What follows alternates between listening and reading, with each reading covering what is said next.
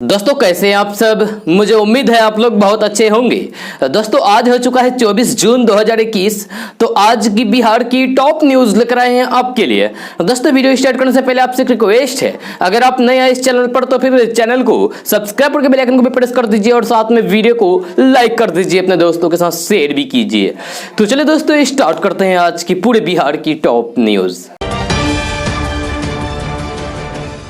दोस्तों बिहार में हुए एसटीईटी एग्जाम पास करने वाले सभी लोगों की नौकरी पक्की है।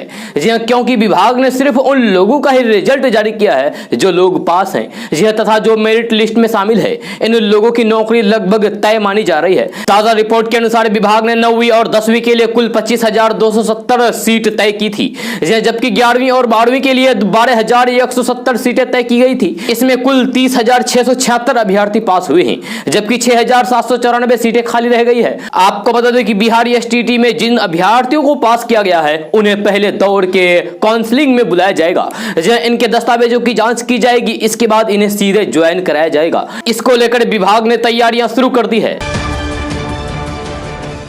दोस्तों बिहार में घरों तक पहुंचने वाला पानी अब मुफ्त में नहीं दिया जाएगा। इसके लिए बिहार सरकार रुपये वसूलेगी। इसके अलावा पानी की बर्बादी के लिए भी बिहार सरकार ने एक योजना बनाई है। इसको लेकर कैबिनेट ने मंजूरी भी दे दी है। पीएचईडी एवं पंचायती राज विभाग के माध्यम से मुख्यमंत्री नल जल योजना के तहत लगभग 1,84,00,000 से अधिक परिवारों को टेब से घर में शुद्ध पानी पहुंचाया गया है। योजना के तहत पानी की बर्बादी रोकने के लिए कैबिनेट से मेंटेनेंस पॉलिसी को स्वीकृति मिल गई है। इसके बाद अब सभी लाभार्थियों को हर महीने 30 रुपए देना होगा। योजना को ठीक से चलाने और बड़ी खराबी को दूर करने के लिए पंचायत स्तर पर एक मरम्मती दल रहेगा जो पानी की बर्बादी रोकने के लिए गांव में अभियान चलाएगा। जी हां, साथ ही लोगों को पानी की महत्व से अवगत कराएगा। मीडिया रिपोर्ट्स के अनुसार जल आपूर्ति की अवधि अक्टूबर से मार्च तक सुबह 6 बजे से 9 बजे तक और अन्य महीने में सुबह 5 बजे से 8 बजे तक, वही सभी माह में शाम 4 बजे से 7 बजे तक रहेगी। जी हां, संचालन के लिए एजेंसी की ओर से एक पंप ऑपरेटर भी रखा जाएगा। जल आपूर्ति योजना की फीडबैक लेने के लिए वार्ड के 2 सदस्यों से रोजाना मोबाइल नंबर पर फीडबैक भी लिया जाएगा, यानी कि पानी कंटिन्यू आपको मिलेगा। अगर कोई भी पानी की टंकी में या फिर कहीं भी खराबी आती है तो उसको तुरंत ठीक कर दिया जाएगा। दोस्तों हाल ही में बिहार पुलिस अधीनस्थ सेवा आयोग ने बीते गुरुवार को पुलिस सब इंस्पेक्टर, सार्जेंट और सहायक अधीक्षक जेल के पदों के लिए अंतिम रिजल्ट घोषित कर दिया है। इस बार की परीक्षा में मुस्लिम महिलाओं ने बाजी मारी है। ऐसा पहली बार हुआ है कि बिहार में एक साथ 11 मुस्लिम महिलाएं दारोगा बनी है। इसके अलावा 44 मुस्लिम पुरुषों का भी चयन हुआ है, यानी कि कुल 55% में 20% मुस्लिम महिलाएं दारोगा बनी है। 11 चयनित महिलाओं ने बिहार की राजधानी पटना में स्थित हज भवन बिहार सरकार द्वारा संचालित यानी कि चलाए जा रहे कोचिंग में ट्रेनिंग ली थी। किसी ने मेंस की कोचिंग की तो किसी ने फिजिकल के लिए ट्रेनिंग ली। कोचिंग में छात्र छात्राओं को मार्गदर्शन करने वाले राशिद हुसैन ने बताया है कि ऐसा पहली बार हुआ है कि एक साथ इतनी संख्या में मुस्लिम महिलाएं दारोगा बनी हैं। ये बहुत ही खुशी की बात है। अगली बार इससे और बेहतर किया जाएगा। आपको बता दूं कि इससे पहले जब बिहार में दारोगा की बहाली हुई थी उसमें 5 महिलाएं चयनित हुई थी, लेकिन इस बार के परिणाम ने सबको चौंका दिया है। दोस्तों बाढ़ का प्रकोप और उसका दंश केवल वही व्यक्ति समझ सकता है जिसने बाढ़ के बीच अपना कभी जीवन बिताया हो या फिर बाढ़ग्रस्त इलाके में रह रहा हो। जी हां, रहा हो। बिहार में बाढ़ केवल अपने साथ तबाही लेकर नहीं आती, बल्कि विभिन्न इलाकों से जीव जंतुओं को भी अपने साथ बहाकर यहां वहां ले जाती है। जी हां, बाढ़ का पानी किसी के आगे नहीं रुकता और रास्ते में आने वाले खेत, जमीन, जीव जंतुओं और इंसानों को अपने साथ बहाकर ले जाता है। इसी कड़ी में बेतिया जिले में एक मगरमच्छ बाढ़ के पानी में बहकर गांव में आ गया, जिससे हरकत मच गया। बेतिया जिले के रामनगर थाना क्षेत्र के भावल मध्य विद्यालय के पास संजय सिंह के तालाब में अचानक कहीं से मगरमच्छ आ गया। इस मामले पर ग्रामीणों का कहना है कि गंडक नदी से बाढ़ के पानी में बहकर यह मगरमच्छ गांव के तालाब में आ गया है। इसके तालाब में आने से संजय सिंह के तालाब की कई मछलियां मर गई और फिर उन्हें काफी नुकसान भी हुआ। ग्रामीणों द्वारा सूचना दिए जाने पर वन विभाग की टीम भावल गांव पहुंची और रेस्क्यू ऑपरेशन शुरू किया। काफी मशक्कत के बाद वन विभाग द्वारा जाल में मगरमच्छ को फंसा लिया। दोस्तों वरिष्ठ पत्रकार पुण्य प्रसून वाजपेयी सोशल मीडिया पर काफी एक्टिव रहते हैं। जी आए दिन वाजपेयी अपने पोस्ट के जरिए मोदी सरकार पर निशाना साधते रहते हैं। जी इस बार भी अपने एक पोस्ट पर वह मोदी सरकार पर तंज कसते हुए दिख रहे हैं। जी पुण्य प्रसून वाजपेयी कहते हैं कि भूल जाइए बीमारी, भूल जाइए बेरोजगारी, आइए करें चुनाव की तैयारी। जी अपने इस पोस्ट के साथ वाजपेयी ने एक वीडियो लिंक भी शेयर किया है, जिसमें वह कहते दिखे हैं कि आजाद भारत में अगर भारत किसी की गुलामी करता है तो वह है चुनावी राजनीति। चुनावी राजनीति की डुगडुगी बजा दीजिए और उसके बाद देखिए। उसके बाद पुण्य प्रसून ने वीडियो में कहा है कि आपको शिक्षा नहीं मिल पा रही है, कोई व्यवस्था या फिर इंफ्रास्ट्रक्चर है या नहीं, कोई मायने नहीं रखता है, आपको इलाज भी मिल पाता है या नहीं। जब वाजपेयी वीडियो में कहते हैं कि देश में महामारी फैली हुई है, लोग मर रहे हैं, मुआवजा तक देने का पैसा नहीं है, यह देश कर्ज में डूबा है, राज्य कंगाल हो चले हैं, लेकिन यह सब कोई माने नहीं रखता, क्योंकि चुनावी डुगडुगी बजते ही इस देश के भीतर के तमाम संवैधानिक संस्था उस डुगडुगी पर नाचने लगते हैं। यह मान लिया जाता है कि लोकतंत्र यही है। उन्होंने आगे कहा है कि चाहे इस देश में कंगाली की स्थिति आ जाए, चुनाव दर चुनाव होते हैं, लेकिन राज्य कंगाल हो जाते हैं। किसी भी जगह पर चुनाव के बाद भी कुछ नहीं बदलता, जब किसी जगह पर सत्ता बदल जाती है लेकिन फिर भी किसी को कुछ नहीं मिलता। जब पुण्य प्रसून वाजपेयी आगे कहते हैं कि तो भारत को राजनीति की भट्टी में झोंकने की तैयारी एक बार फिर से हो चली है। दरअसल 2022 में एक ऐसी चुनावी वर्ष है जिसमें 6 राज्यों में चुनाव होगा। 5 राज्यों के चुनाव तो 2022 शुरू होते ही नजर आएंगे। इसमें उत्तर प्रदेश, पंजाब, उत्तराखंड, मणिपुर और गोवा, करीब 17 करोड़ से ज्यादा लोग वोट डालेंगे। साल बीते बीते अक्टूबर नवंबर तक गुजरात में चुनाव की डुगडुगी बज जाएगी। दोस्तों करीब 2 महीने बाद नेता प्रतिपक्ष तेजस्वी यादव कल सुबह पटना पहुंच गए। जी और पहुंचते ही उन्होंने महंगाई जैसे मुद्दे पर सरकार को घेरा है। तेजस्वी यादव ने कहा है कि बिहार में पेट्रोल के दाम तेजी से बढ़ते जा रहे हैं, बेरोजगारी का भी हाल ऐसा है कि यहां युवा डिग्री होने के बावजूद भी खाली हाथ घूम रहे हैं। इतना ही नहीं, छोटे मोटे व्यापार भी अब धीरे धीरे बंद होते जा रहे हैं। बिहार अब पूरी तरीके से बदहाल की राह पर चल चुका है। तेजस्वी यादव ने कहा है कि नीतीश कुमार अब अपने जीवन के बचे हुए समय में भी बिहार को बर्बाद करने में लगे हुए हैं। मुख्यमंत्री भी हुए तोड़ जोड़ की राजनीति करके ही बने हैं। उन्होंने लोजपा में मचे सियासी घमासान का भी मास्टरमाइंड नीतीश कुमार को ही बताया। जी हां, उन्होंने कहा है कि नीतीश जितना दिमाग तोड़ फोड़ में लगाते हैं, उतना अगर दिमाग बिहार में विकास में लगाए तो फिर वे काफी कुछ बदल सकता है। जी नीतीश द्वारा लोजपा में मचे सियासी घमासान से पल्ला झाड़ लेने के मामले पर तेजस्वी यादव ने कहा है कि मुख्यमंत्री बहुत भोले हैं, उन्हें किसी बात की कोई जानकारी ही नहीं होती है। उन्हें यह भी नहीं पता है कि बिहार में महंगाई और बेरोजगारी की क्या स्थिति है। आज भी पुल बनने के कुछ ही दिन बाद गिर जाते हैं। नीतीश कुमार इन सब से बेखबर अलग तोड़ फोड़ की राजनीति करने में लगे हुए हैं। इसके अलावा तेजस्वी यादव ने पटना पहुंचते ही पिता लालू प्रसाद यादव की सेहत को लेकर यानी कि सेहत से जुड़े हुए अपडेट दिए। जी हां, उन्होंने कहा है कि डॉक्टरों की देखरेख में अभी इलाज जारी है, लेकिन आने वाले दिनों में जल्द ही लालू यादव पटना आ सकते हैं। यह कोरोना को देखते हुए अभी विशेष ध्यान रखा जा रहा है। तेजस्वी यादव ने कहा है कि लालू प्रसाद की सेहत स्थिर है और वे डॉक्टरों की देखरेख में ही। पत्रकारों द्वारा लंबे दिनों तक बिहार से बाहर रहने के प्रश्न के उत्तर में यानी कि जवाब में उन्होंने कहा है कि वो एक नेता के साथ एक बेटा भी है, इसलिए वे दिल्ली में थे। लालू प्रसाद पर ध्यान देने की जरूरत है। उन्होंने उम्मीद जताते हुए कहा है कि लालू प्रसाद जल्द ही पटना लौट सकते हैं।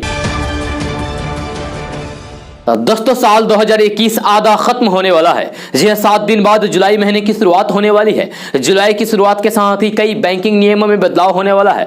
जी इसके अलावा 1 जुलाई से रसोई गैस के सिलेंडर की कीमतों में भी बदलाव हो सकता है। जी 1 जुलाई कई मायनों में अहम है, क्योंकि इस दिन से करीब 8 बैंकों के खाता धारकों पर भी असर पड़ने वाला है और उनकी बैंक की डिटेल्स चेंज होने वाली है। जी ऐसे में जानते हैं कि 1 जुलाई से किन किन नियमों में बदलाव होने वाला है।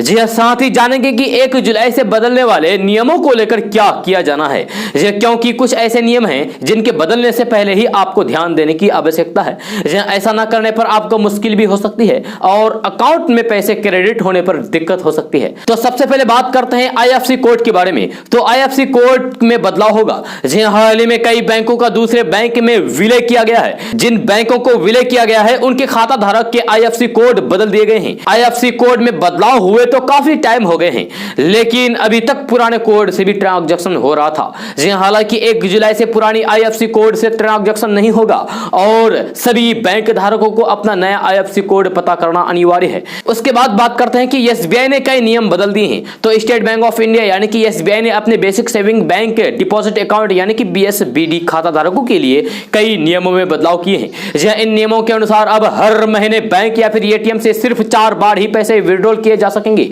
जी हाँ, वही बैंक फ्री लिमिट के बाद हर ट्रांजैक्शन पर 15 रुपए प्लस GST चार्ज करेगा। साथ ही चेक बुक के नियमों में भी काफी बदलाव किया गया है और नई चेक बुक पर ज्यादा चार्ज देना होगा। उसके बाद बात करते हैं रसोई गैस के बारे में। तो फिर हर महीने की पहली तारीख को LPG सिलेंडर की नई कीमतें जारी की जाती है। यह पहली तारीख को ऑयल कंपनियां रसोई गैस की कीमतें तय करती है। अब 1 जुलाई को फिर से नई रेट पर रिव्यू किया जाएगा और अब देखना होगा कि कीमतों में बदलाव होता है या फिर नहीं। यह पिछले कुछ महीने में तो रसोई गैस की कीमतों में काफी बढ़ोतरी हुई है और यही संभावना जताई जा रही है कि 1 जुलाई से रसोई गैस की कीमतों में फिर से बढ़ोतरी हो सकती है।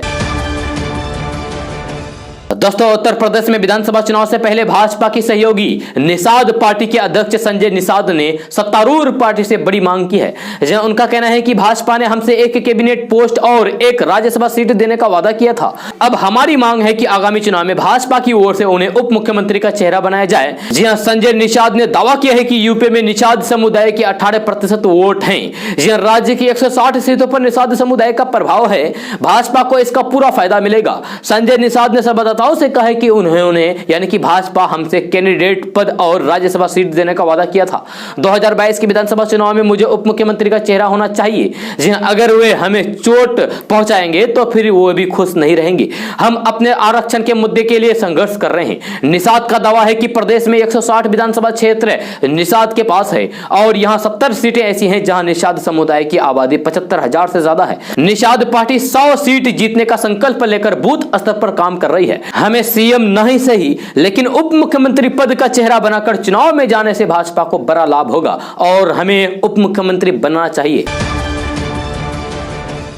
दोस्तों, देश भर में पेट्रोल की बढ़ती कीमतों से लोग परेशान हैं। खासकर समाज के मध्यम आय वर्ग के लोगों को पेट्रोल और डीजल की रोजाना बढ़ रही कीमतों की वजह से काफी परेशानी हो रही है। जी हां, उनके जेब पर अतिरिक्त भार पड़ रहा है। जब बिहार की बात करें तो यहां 27 जिलों में पेट्रोल की कीमतों ने शतक लगा लिया है। यानी कि 27 जिलों में पेट्रोल 100 रुपए प्रति लीटर को पार कर गया है। जब बिहार के सीतामढ़ी जिले में मंगलवार को राज्य भर में सबसे ज्यादा दाम 101 रुपए 93 पैसे प्रति लीटर बिकी है। जब बिहार की राजधानी पटना की बात करें तो यहां पेट्रोल की कीमत 100 रुपए से महज 45 पैसे कम है। जब मंगलवार को राजधानी पटना में पेट्रोल 99 रुपए 55 पैसे प्रति लीटर बिकी, जो अब तक के पेट्रोल के अधिकतम मूल्य का रिकॉर्ड है। जबकि डीजल की कीमत 93 रुपए 56 पैसे प्रति लीटर रही। आपको बता दूं कि केवल जून महीने में अब तक 13 दिन पेट्रोल डीजल की कीमतें बढ़ी है। जी आंकड़ों के देखें तो हर दिन 24 से 28 पैसे की वृद्धि हुई। आपको बता दूं कि पेट्रोल और डीजल की कीमतों में भी एक्साइज ड्यूटी, डीलर कमीशन और अन्य चीजें जोड़ने के बाद करीब दोगुनी हो जाती है। ऐसे में अगर केंद्र सरकार की एक्साइज ड्यूटी और राज्य सरकारों का वेट हटा दें तो फिर डीजल और पेट्रोल का रेट लगभग 27 रुपए प्रति लीटर होगा। दोस्तों, बिहार के औरंगाबाद से पटना से दरभंगा के बीच 4 लेन सड़क का निर्माण होने जा रहा है। यह ताजा रिपोर्ट के मुताबिक ये सड़क NH के रूप में विकसित किया जाएगा। इसको लेकर तैयारियां भी शुरू हो गई है। साथ ही साथ जमीन अधिग्रहण का काम भी तेजी के साथ किया जा रहा है। खबर के अनुसार औरंगाबाद से पटना से दरभंगा के बीच 4 लेन बनेगा और ये NH हाईवे की लागत 7,500 करोड़ है। ये हाईवे 189 किलोमीटर तक बनाया जाएगा। इसके लिए जल्द ही टेंडर करने का निर्माण किया गया है। बहुत जल्द निर्माण कार्य शुरू होगा। आपको बता दूं कि इस NH के निर्माण होने से गया, जहानाबाद, औरंगाबाद, दरभंगा सहित कई जिलों के लोगों को फायदा होगा। लोग कम समय में कहीं भी आ जा सकते हैं। साथ ही साथ लोगों को जाम की समस्या से भी छुटकारा मिल सकता है। जी हां, औरंगाबाद से पटना से दरभंगा के बीच 4 लेन सड़क के कार्यों में लगे अधिकारियों का कहना है कि इसके भू अर्जन का काम तेजी से चल रहा है। दोस्तों, बंगाल की खाड़ी में बने निम्न दबाव का क्षेत्र कम होने से मानसून की सक्रियता घट गई है। जी हां, मौसम वैज्ञानिकों के अनुसार यह स्थिति कम से कम 28 जून तक रहने वाली है। इस दौरान कहीं कहीं छिटपुट बारिश की भी आसार है। जी हां, वहीं बारिश थमने के बाद नदियों के जलस्तर में गिरावट आने लगी है। नोडल अधिकारी ने बताया है कि बंगाल की खाड़ी में निम्न दबाव का क्षेत्र बना था, जिसके कारण उत्तर प्रदेश और बिहार में मानसून जोरदार ढंग से सक्रिय हुआ था। जी अब निम्न दबाव के क्षेत्र का प्रभाव अचानक कम हो गया है और बिहार में मानसून की सक्रियता लोकप्रियता काफी घट गई है। जो नोडल अधिकारी ने आशंका जताई है कि ये स्थिति कम से कम 28 जून तक रह सकती है। 28 जून के बाद मानसून के एक बार फिर से सक्रिय होने की संभावना है। इस बीच मुजफ्फरपुर सहित बिहार के अलग अलग हिस्सों में छिटपुट बारिश होगी। मानसून की शुरुआत में जिस तरीके से बारिश ने जोर पकड़ा था, फिलहाल अब वैसी स्थिति नहीं रह गई है। हल्के बादल और धूप के साथ हवा में नमी के कारण गर्मी और उमस बढ़ने की संभावना है। दोस्तों, अक्सर किसी नोट के काफी ज्यादा पुराने हो जाने पर और किसी नोट के फट जाने पर उसे बेकार मान लिया जाता है, लेकिन आरबीआई के अनुसार इन नोट को बैंक में जाकर बदलवाया जा सकता है। अगर आपके पास भी कई ऐसे नोट हैं जो काफी पुराने हो गए हैं या फिर फट गए हैं, तो फिर आप उन्हें बैंक में जाकर चेंज करवा सकते हैं, यानी कि बदलवा सकते हैं। बैंक इस काम के लिए आपसे एक चार्ज भी वसूलता है और उसके बाद आपके नोट चेंज होते हैं। ऐसे में आज हम आपको बताते हैं कि इन नोटों को किस तरीके से चेंज करवाया जाता है और इसे चेंज करवाने की फीस क्या है। साथ ही जानते हैं कि फटे पुराने नोट से जुड़े नियमों के बारे में, जिनके बारे में आप पहले से शायद ही जानते होंगे। अगर किसी के पास कई सारे पुराने या फिर फटे हुए नोट हैं, तो फिर आप बैंक में जाकर इसे चेंज करवा सकते हैं, बदलवा सकते हैं। ऐसा नहीं है कि आपके सभी नोट के उतने ही पैसे वापस मिल जाएंगे। आपके ओर से दिए जा रहे नोट के हालात को देखते हुए डिसाइड किया जाता है कि एक नोट के कितने रुपए लगेंगे। मान लीजिए कि 2000 रुपए के नोट का 88 वर्ग सेंटीमीटर होने पर पूरा पैसा मिलेगा, लेकिन 44 वर्ग सेंटीमीटर पर आधा ही मूल्य मिलेगा। इसी तरीके से 2000 रुपए फटे नोट में 78 वर्ग सेंटीमीटर हिस्सा देने पर पूरा पैसा मिलेगा। जी हां, मगर 39 वर्ग सेंटीमीटर पर आधा पैसा मिलेगा। साथ ही यह नोट के आधार पर भी निर्भर करता है। दोस्तों, बिहार की औद्योगिक राजधानी बेगूसराय जिले के दिन बहुरेंगे। एक तरफ जहां पुराने उद्योगों की क्षमता बढ़ोतरी और फिर नवीनीकरण किया जा रहा है, वहीं दूसरी तरफ जिले में यानी कि बेगूसराय जिले में नए उद्योग भी लगाए जा रहे हैं। इसी कड़ी में बेगूसराय जिले में 55 एकड़ जमीन पर 550 करोड़ की लागत से पेप्सिको कंपनी के द्वारा बॉटलिंग प्लांट लगाया जाएगा, जिसका निर्माण कार्य जोर शोर से किया जा रहा है। यह बॉटलिंग प्लांट का निर्माण कार्य बरौनी प्रखंड के उत्क्रमित मध्य विद्यालय स्थित असुराड़ी गाँव के समीप हो रहा है, उसके पास हो रहा है, जहां विद्यालय भवन से दक्षिण एक बड़े भूखंड पर पेप्सी कंपनी का बॉटलिंग प्लांट लगाया गया है। मिली जानकारी के अनुसार ऐसा अनुमान लगाया गया है कि इस प्लांट लगने से स्थानीय 1500 लोगों के लिए रोजगार के अवसर पैदा होंगे। आपको बता दो कि किसानों की 392 एकड़ की जमीन का अधिग्रहण साल 1998 में बियाड़ा द्वारा तत्कालीन मुआवजा देकर किया गया था, जिसके बाद से लगातार ये भूमि उद्योग के लिए खाली पड़ी हुई थी। दोस्तों, देश में कोरोना के सक्रिय मामले हर दिन घट रही है, तो इस बात की चर्चा जोर पकड़ने लगे है कि क्या जल्द ही स्कूल खुलेगी। तो कोरोना की दूसरी लहर कमजोर पड़ने के साथ ही कई राज्यों में लॉकडाउन में ढील दी जा रही है। दिल्ली, यूपी, बिहार, झारखंड समेत देश के अलग अलग राज्यों में जनजीवन फिर से पटरी पर लौट रहा है। जी हाँ, वही केंद्र सरकार का भी कहना है कि राज्य सरकारें अपने यहाँ स्कूल खोलने का निर्णय तभी ले जब पूरा भरोसा हो जाए कि स्कूल जाने पर बच्चे बीमार नहीं होंगे। यह नीति आयोग के अध्यक्ष कोविड-19 महामारी की घटित एक सेंट्रल वर्कफोर्स के प्रमुख डॉक्टर वीके पॉल ने कहा है कि स्कूलों को खोलने से पहले कई तथ्यों को ध्यान में रखना होगा। उन्होंने विदेशों का उदाहरण देते हुए कहा है कि उन देशों में स्कूल खोल दिए गए थे, लेकिन फिर उन्हें बंद कर दिया गया। बंद करने का फैसला लेना पड़ा। आपको बता दूं कि कोरोना की पहली लहर के वक्त पिछले साल देशव्यापी लॉकडाउन की घोषणा के साथ ही 25 मार्च से स्कूल बंद हो गए। तब से स्कूल बंद ही पड़े हैं। इस बीच बोर्ड परीक्षाएं भी रद्द की जा चुकी है और अब कुछ फॉर्मूलों के तहत 10वीं और 12वीं के बच्चों के रिजल्ट तैयार किए जा रहे हैं। चूंकि कोरोना की तीसरी लहर की भी गुंजाइश जताई जा रही है, इस कारण यह कहा जाता है कि राज्य सरकारें स्कूल खोलने की दिशा में फूंक फूंक कर ही कदम बढ़ाएगी। इस बीच गर्मी की छुट्टी के बाद ऑनलाइन क्लासेस शुरू हो रहे हैं। बिहार में कोरोना संक्रमण के घटते प्रकोप को देखते हुए अनलॉक की अवधि बढ़ा दी गई है। राज्य में यानी कि बिहार में अब 6 जुलाई तक आंशिक लॉकडाउन लगाया गया है। सरकार ने धार्मिक स्थलों और शिक्षण संस्थानों को फिलहाल बंद रखने का ही आदेश दिया है, जहां ऑनलाइन शिक्षण कार्य किए जा सकेंगे।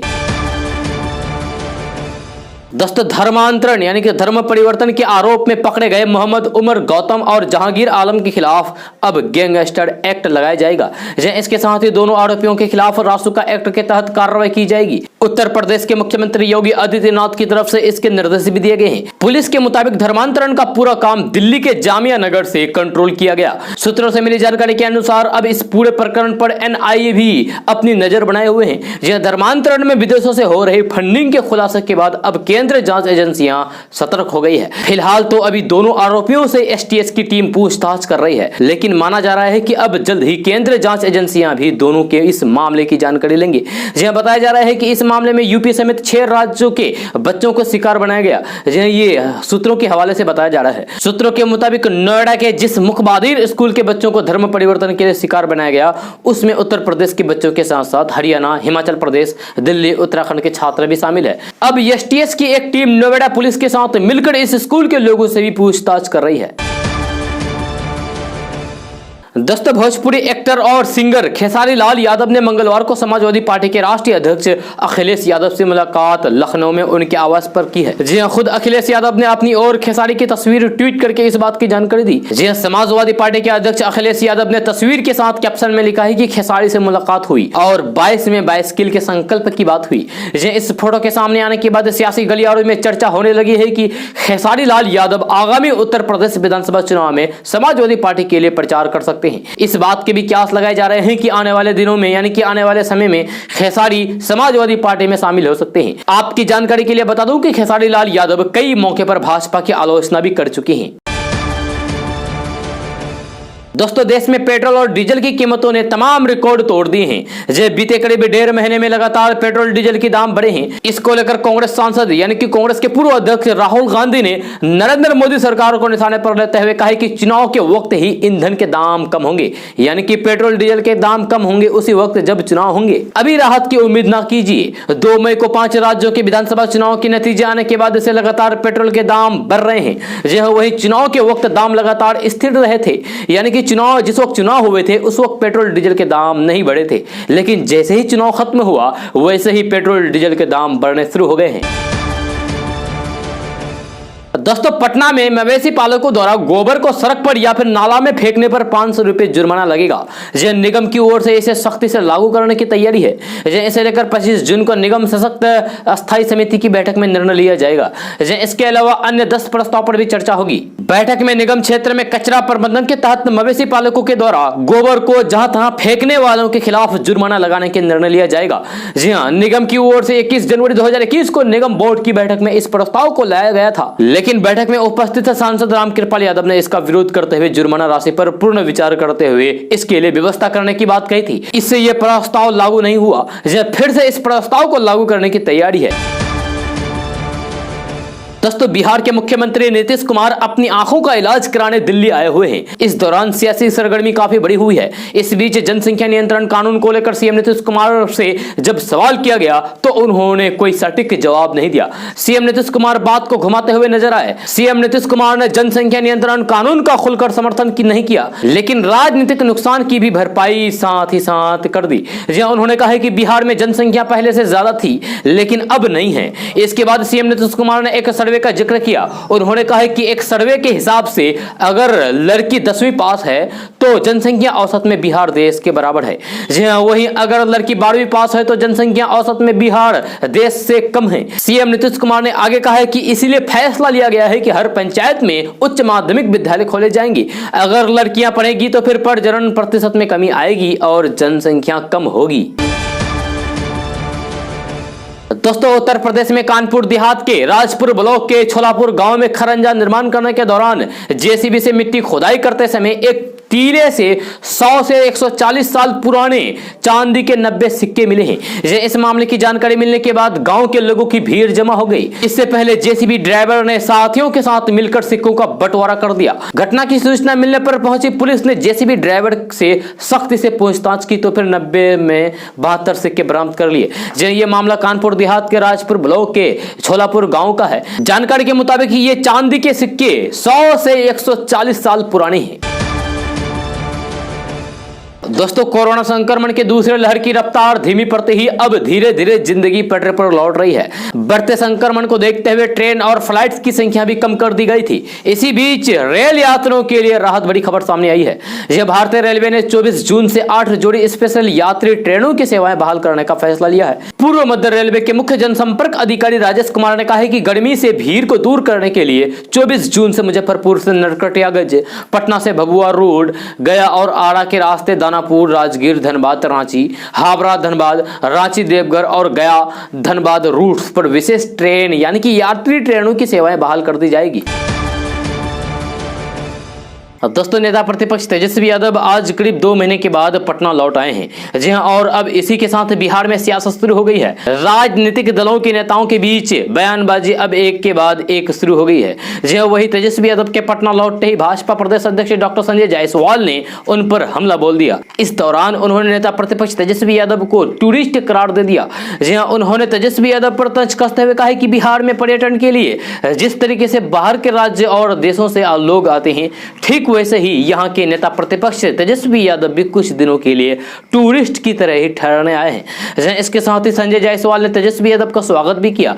आपको बता दूं कि नेता प्रतिपक्ष तेजस्वी यादव पटना पहुंचते ही मीडिया कर्मियों द्वारा एयरपोर्ट पर स्पॉट किया गया। दोस्तों, बिहार की उप मुख्यमंत्री रेणु देवी के पर्सनल असिस्टेंट के घर यानी कि बिहार के उप मुख्यमंत्री रेणु देवी के पीए के घर चोरों ने एक बड़ी घटना को अंजाम दिया है। ये चोर लाखों रुपए के सामान और नगद रुपए लेकर रफू चक्कर हो गए, फरार हो गए। मामला प्रकाश में आने के बाद पुलिस छानबीन में जुट गई है। सीसीटीवी फुटेज से चोरों का सुराग लगाने का प्रयास किया जा रहा है। यह मामला समस्तीपुर जिले के मुफस्सिल थाना क्षेत्र का है। यहाँ मोहनपुर में चोरों ने बिहार के उप मुख्यमंत्री रेणु देवी के पर्सनल असिस्टेंट के घर चोरी की एक बड़ी घटना को अंजाम दिया है। बताया जा रहा है कि डिप्टी सीएम रेणु देवी के प्राइवेट सेक्रेटरी नीरज कुमार वर्मा के नवनिर्मित मकान में बीती रात चोरों ने हाथ साफ कर दिया। यह मकान के पीछे का दरवाजा तोड़कर घर में घुसे चोर लाखों रुपए का सामान और 65,000 रुपए कैश लेकर फरार हो गए। दोस्तों, बॉलीवुड की पंगा गर्ल यानी कि कंगना रनौत सोशल मीडिया पर काफी एक्टिव रहती है और तमाम मुद्दों पर अपनी राय रखती है, जिसके चलते उन्हें अक्सर विवादों का सामना करना पड़ता है। हाल ही में कंगना रनौत ने देश का नाम बदलने की सलाह दे डाली है। कंगना रनौत ने इंडिया का नाम बदलकर भारत करने की अपनी इच्छा जाहिर की है। कंगना रनौत ने कहा है कि इंडिया का नाम ब्रिटिश लोगों ने रखा था यानी कि अंग्रेज ने रखा था और ये गुलामी की पहचान है। कंगना रनौत ने इंस्टाग्राम पर 2 स्टोरी पोस्ट की जिसमें उन्होंने भारत और इंडिया के बीच का फर्क बताया। कंगना रनौत ने लिखा है कि अंग्रेजों ने हमें गुलामी वाला नाम इंडिया दिया जिसका मतलब है सिंधु नदी का पूरब। क्या आप एक बच्चे को छोटी नाक दूसरा या फिर सी सेक्शन बुलाएंगे? ये कैसा नाम है? मैं आपको भारत का मतलब बताती हूँ। ये 3 संस्कृति शब्दों भा, रो और तो यानी कि भा से भाव, रो से राग और तो से ताल से बना है भारत। हाँ, गुलाम बनने से पहले हम ये थे। हर नाम में एक स्पंदन है और अंग्रेज जानते थे, इसलिए उन्होंने जगहों नहीं बल्कि लोगों और धरोहरों को भी नए नाम दिया। जी हाँ, हमें अपना खोया हुआ गौरव पाना चाहिए, इसीलिए भारत नाम से इसकी शुरुआत करते हैं और इंडिया हटा देना चाहिए। दोस्तों, योग गुरु बाबा रामदेव ने अपने खिलाफ अलग अलग राज्यों में दर्ज एफआईआर पर रोक लगाने के लिए सुप्रीम कोर्ट का दरवाजा खटखटाया है। रामदेव ने सुप्रीम कोर्ट में याचिका दर्ज करके आईएमए पटना और रायपुर में दर्ज एफआईआर की कार्रवाई पर रोक लगाने और फिर उन्हें दिल्ली में स्थानांतरित किए जाने की मांग की है। दरअसल बाबा रामदेव के खिलाफ कथित तौर पर कोविड-19 के इलाज के लिए इस्तेमाल किए जाने वाले दवाओं के बारे में गलत जानकारियां फैलाने के खिलाफ मामला दर्ज किया गया है। दोस्तों, बिहार में रहने वाले लोगों के लिए बड़ी खबर सामने आ रही है। यह ताजा रिपोर्ट के मुताबिक गंगा नदी पर जेपी सेतु की बगल में नया 4 लेन पुल बनाया जाएगा। इसको लेकर सरकार ने मंजूरी दे दी है। बहुत जल्द इस पुल का निर्माण कार्य शुरू होगा। यह खबर के अनुसार मंगलवार को केंद्रीय सड़क परिवहन एवं राजमार्ग मंत्री नितिन गडकरी, केंद्रीय राज्य मंत्री जनरल वीके सिंह और बिहार सरकार के पथ निर्माण मंत्री नितिन नवीन ने एक साथ बैठक की। इस बैठक में यह निर्णय लिया गया है। आपको बता दें कि पटना एम्स से दीघा, सोनपुर, वैशाली, मनिकपुर, साहिबगंज होते हुए राज्य तक बनने वाला 4 लेन सड़क को इस 4 लेन पुल से जोड़ दिया जाएगा। आपको बता दो कि इस सड़क को केंद्र सरकार एनएच का भी दर्जा देगी। गंगा नदी पर बनने वाले इस पुल से कई जिलों के लोगों को आने जाने में आसानी हो जाएगी। जिन लोगों को जाम का सामना नहीं करना पड़ेगा तथा पटना आने में भी ज्यादा समय नहीं लगेगी। दोस्तों, खाद घोटाले में मनी लॉन्ड्रिंग मामले में ईडी द्वारा गिरफ्तार आरजेडी के राज्यसभा सदस्य अमरिंदर धारी सिंह को राउज एवेन्यू कोर्ट में बड़ा झटका लगा है। दिल्ली के राउज एवेन्यू कोर्ट ने राष्ट्रीय जनता दल के राज्यसभा सदस्य अमरिंदर धारी सिंह को जमानत देने से इनकार कर दिया, साफ इनकार कर दिया। राउज एवेन्यू कोर्ट ने आरोपी की जमानत याचिका को खारिज करते हुए कहा है कि अभी इस मामले में ईडी जांच कर रहा है और अगर अमरिंदर सिंह को जमानत दी जाती है तो फिर ये सबूतों के साथ छेड़छाड़ कर सकते हैं। ऐसे हालात में आरोपी को जमानत नहीं दी जा सकती है। दोस्तों, कांग्रेस के पूर्व अध्यक्ष राहुल गांधी ने लिखा है कि बिहार के बाढ़ पीड़ित परिवारों के प्रति मेरी संवेदनाएं। महामारी के समय में यह आपदा एक बड़ी त्रासदी है। मैं कांग्रेस के साथियों से अपील करता हूं कि राहत कार्य में हाथ बटाएं। उन्होंने आगे लिखा है कि हमारा हर कदम जन सहायता के लिए उठे, यही कांग्रेस विचारधारा की असली पहचान है। वैसे ये कोई पहली बार नहीं है जब कोरोना के मुश्किल हालात में भी राहुल गांधी के आह्वान पर कांग्रेस कार्यकर्ताओं ने जनता तक राहत सामग्रियां पहुंचाई थी। दोस्तों, बिहार में तबादले का इंतजार कर रहे शिक्षकों और पुस्तकालय अधीक्षकों के लिए एक बड़ी खुशखबरी है। नीतीश सरकार ने शिक्षकों और पुस्तकालय अधीक्षकों के तबादले की तैयारी लगभग पूरी कर ली है। शिक्षकों के ट्रांसफर के लिए ऑनलाइन आवेदन की प्रक्रिया के लिए पोर्टल तैयार कर लिया गया है। मंगलवार को शिक्षा विभाग के अधिकारियों ने तैयार पोर्टल का फाइनल ट्रायल भी देखा। शिक्षा विभाग के अपर मुख्य सचिव संजय कुमार ने बताया कि शिक्षकों के तबादले की प्रक्रिया कब से आरंभ हो, इसको लेकर तैयारियां चल रही है। शिक्षा विभाग के पोर्टल के माध्यम से ऑनलाइन आवेदन लिए जाएंगे और सॉफ्टवेयर के माध्यम से इच्छुक शिक्षकों के तबादले सुनिश्चित होंगे। दोस्तों, किशनगंज जिला में क्राइम कंट्रोल के लिए फरार अपराधियों की गिरफ्तारी और कुर्की जब्ती की प्रक्रिया मामले में पुलिस शिथिल है। इसका फायदा अपराधी जमकर उठा रहे हैं और खुलेआम घूमकर आपराधिक वारदातों को अंजाम देकर पुलिस के समक्ष चुनौती पेश कर रहा है। ऐसे फरार अपराधियों को गिरफ्तार करने में पुलिस लंबित वारंट और कुर्की जब्ती के बोझ तले दब रही है। विभिन्न थाना पुलिस के पास अभी 147 वारंट और कुर्की जब्ती का मामला लंबित पड़ा हुआ है। इन मामलों में पुलिस रुचि लेकर कार्रवाई नहीं कर रही है और जिसका नतीजा है कि अपराधियों में पुलिस का इकबाल दिन प्रतिदिन कम होते जा रहे हैं। वही फरार अपराधियों के खिलाफ वारंट और कुर्की जब्ती का आदेश लेने में पुलिस उदासीन बरत रही है। आलम यह है कि 20 महीने में किशनगंज जिले के 20 थानों में से सिर्फ एक थाने ने एक वारंट न्यायालय से प्राप्त किया है। समय रहते अगर पुलिस फरार अपराधियों के खिलाफ वारंट और कुर्की का प्रस्ताव लेकर कार्रवाई करे तो जिला में अपराध का ग्राफ कम होगा। किशनगंज जिला में अपराध का कम होगा और अपराधी सलाखों के पीछे रहेगा। पुलिस आंकड़ों पर गौर करे तो जिला में सबसे अधिक किशनगंज टाउन थाना में वारंट के 52 और कुर्की जब्ती के 5 मामला लंबित है। दोस्तों, आज का न्यूज़ बस यहाँ तक। कैसा लगा जरूर अपना सुझाव दीजिएगा नीचे कमेंट बॉक्स में कमेंट करके। अगर आप नए आए इस चैनल पर तो फिर चैनल को सब्सक्राइब करके बेल आइकन को भी प्रेस कर दीजिए और साथ में वीडियो को लाइक कर दीजिए, अपने दोस्तों के साथ शेयर भी कीजिए।